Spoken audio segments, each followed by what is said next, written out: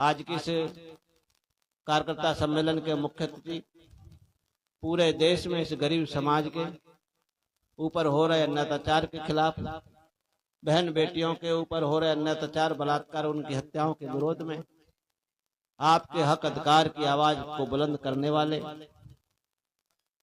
Bahujan Samaj party के राज्यसभा के सांसद और नेशनल कोऑर्डिनेटर परम आदरणीय माननीय इंजीनियर रामजी गौतम साहब, साथ ही मंचासीन इस जोन के प्रभारी सम्मानीय एडवोकेट राय सिंह बौद्ध जी, जिले के प्रभारी सम्मानीय दामोदर प्रसाद अहिरवार जी,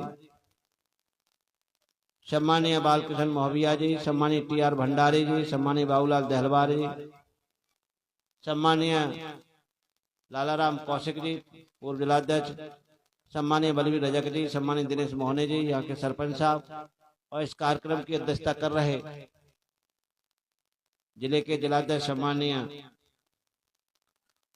इंजीनियर मुकेश अहिरवार जी,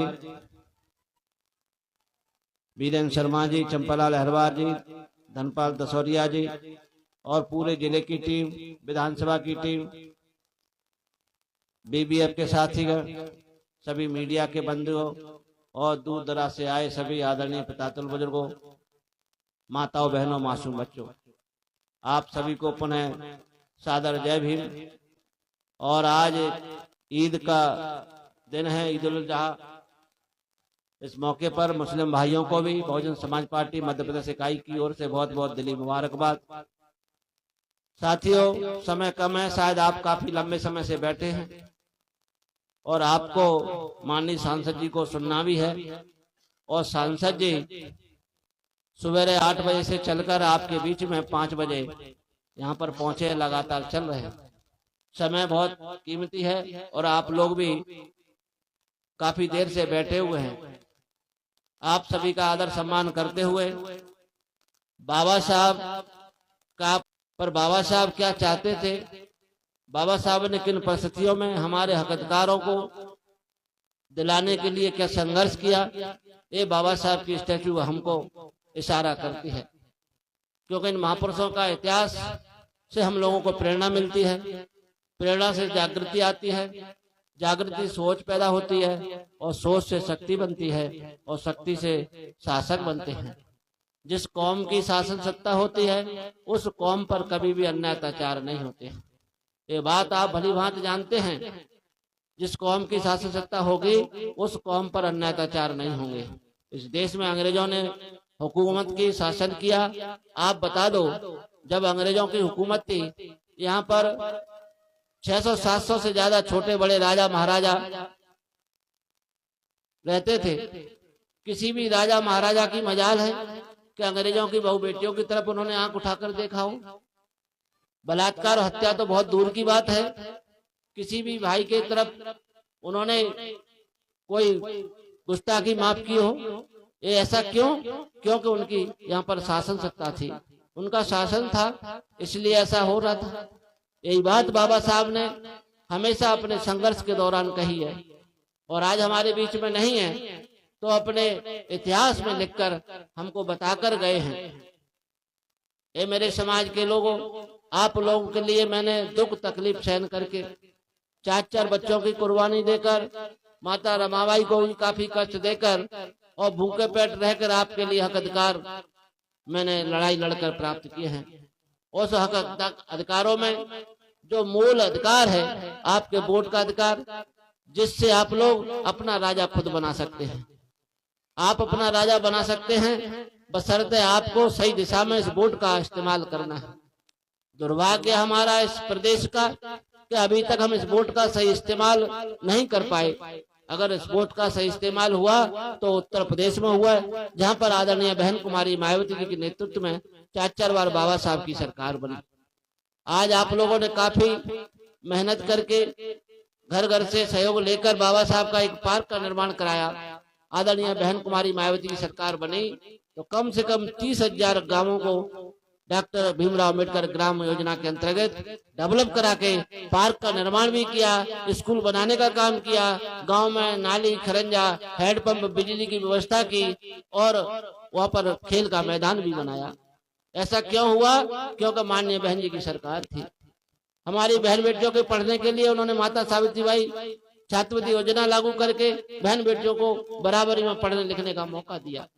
बेरोजगारों को बैकलॉग भर्ती करके आपको रोजगार देने का काम किया। और आज इस मध्य प्रदेश की क्या हालत है, 1 करोड़ से ज्यादा हमारे बेरोजगार भाई बहन घूम रहे हैं। बहन बेटियों के ऊपर हत्याएं, उनके बलात्कार सरेआम हो रहे हैं। एक दिन का इस मध्य प्रदेश का रिकॉर्ड है, कम से कम 15 से 20 बहन बेटियों के साथ बलात्कार, उनकी हत्याएं एक दिन में इस मध्य प्रदेश के अंदर होती है। एनसीआरबी की रिपोर्ट कहती है कि 3 साल में इस मध्य प्रदेश से 2 लाख से ज्यादा बहन बेटियां गायब हो चुकी हैं। ये वो बहन बेटियां हैं जिनका रिकॉर्ड पुलिस के रिकॉर्ड में दर्ज है। और पर कई ऐसी बहन बेटियां होंगी जिनके डर के मारे उन्होंने एफआईआर नहीं कराई होगी, या फिर पुलिस ने मंत्रियों के, विधायकों के, सांसदों के दबाव में एफआईआर नहीं की होगी। और कुछ लोग दबंगों के प्रभाव से थाने तक नहीं पहुंच पाए होंगे, तो कुछ लोगों ने शर्म और लोक लिहाज के डर से एफआईआर नहीं कराई होगी। ऐसी संख्या भी लाखों में साथियों होगी। ऐसा मध्य प्रदेश का दुर्भाग्य है। और यहाँ कर डबल इंजन की सरकार कहती है कि सबका साथ सबका विकास। हम लोगों को भिखमंगा बनाकर रख दिया है। बहनों को लाडली बहना के नाम पर आपको ठगने का काम किया जा रहा है। आपको 1250 देकर आपके 2 मासूम बच्चों को अनपढ़ बनाने का योजना तैयार कर ली है। ऐसा षड्यंत्र किया जा रहा है। इस प्रदेश के हजारों स्कूल बंद किए जा रहे हैं। आपकी शिक्षा चौपट हो रही है। आपको भिखारी के लिए उन्होंने पहले से कटोरा हाथ में थमा दिया है। हम लोग जब भिखारी बनेंगे तो फिर शिक्षा का क्या स्तर होगा। बाबा साहब इस देश में हम लोगों के लिए संदेश देते थे, शिक्षित बनो, संगठित रहो, संघर्ष करो। जब हम शिक्षित नहीं होंगे तो संगठित कहां से होंगे, और संगठित नहीं होंगे तो संघर्ष कहां से करेंगे, और संघर्ष नहीं करेंगे तो जो महापुरुषों का इस देश में राजपाट था, उस राजपाट को हम लोग हासिल कैसे करेंगे। एक कड़ी से कड़ी पूरी जुड़ती जा रही है। अब हमें ज्यादा अपना दिमाग भी नहीं लगाना है। आज महापुरुषों के सपने को साकार करने के लिए मानवर साहब काशीराम ने इस देश में बहुजन समाज पार्टी का निर्माण किया, क्योंकि इस देश में जितनी भी राजनीतिक पार्टियां थी उसमें भाजपा और कांग्रेस की जो सोच थी, उनकी जो नीति थी, वो हमेशा गरीब समाज के खिलाफ थी। उन्होंने गरीब समाज का कभी भी भला नहीं किया। बाबा साहब तक को उन्होंने कभी सम्मान नहीं दिया। आज बाबा साहब के लोग गांवों जाकर जय भीम बोलकर बाबा साहब के संविधान को लेकर दिखाने का काम करते हैं। इस संविधान को हम लोग बचाने आए हैं। साथियों, नौटंकी आपके सामने है कि बाबा साहब के इनके सोच कैसी है, बाबा साहब का कितना सम्मान करना चाहते हैं, बाबा साहब को संविधान को बचाने के लिए क्या सोच रखते हैं। अगर संविधान को बचाने की बात होती तो 1 अगस्त 2024 को जो निर्णय सुप्रीम कोर्ट ने दिया था, इसके खिलाफ भारतीय जनता पार्टी, कांग्रेस पार्टी झंडे के नीचे विरोध दर्ज करा रहे होते। इन्होंने ऐसा नहीं किया। अगर इसके लिए किसी ने आवाज उठाई तो बहुजन समाज पार्टी के नेता आदरणीय बहन कुमारी मायावती ने उठाई। झंडे के नीचे पूरे देश में इसके लिए आंदोलन हुआ और 24 अगस्त 2024 को पूरे देश में एक साथ हेडक्वार्टरों पर माननीय बहन जी के नेतृत्व में महामहिम राष्ट्रपति महोदय के नाम ज्ञापन देने का भी काम हुआ। यहाँ के मनुवादी सोच रखने वाले लोगों ने सुप्रीम कोर्ट का सहारा लेकर, क्यों जो बात अटल बिहारी वाजपेयी ने सदन में कही कि हम लोग सदन में अगर बहुमत के आधार पर अपनी बात को यहाँ पर नहीं मनवा पाएंगे तो उस बात को हम लोग कोर्ट से आपको मनवाने का काम करेंगे। और ये लोग आप कोर्ट का भी सहारा लेने लगे हैं। इसलिए यहाँ पर न्यायपालिका भी कहीं ना कहीं इन राजनीतियों के चुंगल में फंसती जा रही है। अब आपको संकल्प लेना होगा। आज आप इस प्रांगण में बैठे हुए हैं, बाबा साहब के पार्क में बैठे हुए हैं, तो आप संकल्प लेकर जाइए कि जो आदरणीय बहन कुमारी मायावती जी का जो भी संदेश, दिशा निर्देश हो, आप उसका अक्षर से पालन करेंगे। बाकी का कल्याण करने का काम आदरणीय बहन कुमारी मायावती जी आपके इस देश में करेंगी। हम लोगों को ज्यादा अपना दिमाग नहीं दौड़ाना है। माननीय बहन जी के हाथ मजबूत करने के लिए जो आज संगठन को दुरुस्त करने का काम पूरे प्रदेश में चल रहा है, माननीय इंजीनियर राम जी गौतम जी के नेतृत्व में पूरे प्रदेश में एक एक कार्यकर्ता पोलिंग और सेक्टर पर जाकर संगठन को बनाने का काम कर रहा है। आप लोग भरोसा दिलाइए, समय समय पर ऐसे आयोजन भी करते रहिए, पर हमें संगठन को मजबूत बनाते हुए माननीय सांसद जी के नेतृत्व में आदरणीय बहन कुमारी मायावती के हाथों को मजबूत करना होगा।